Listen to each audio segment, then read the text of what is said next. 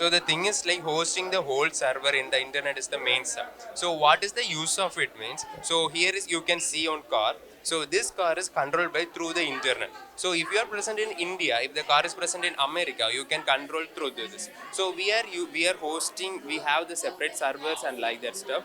By using, we are hosting the whole.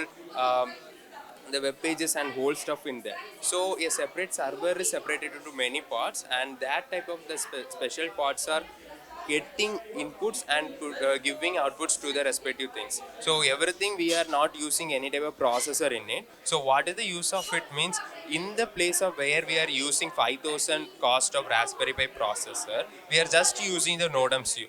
By it we are reducing the Raspberry Pi content, as well as this process is happening through that internet. So what is the power of the server is the power of the device. So this is the content. In the future, what is the process is giving a gadget in 5000, which is capable of very small type of gadget, but it have the processor power like a huge. So nowadays, yeah, 30 crore of servers are available in Google's and many stuff. So literally, this thing is like that. So each and every person have the 5000 cost of mobile, but it have the power of a 30 crore processor.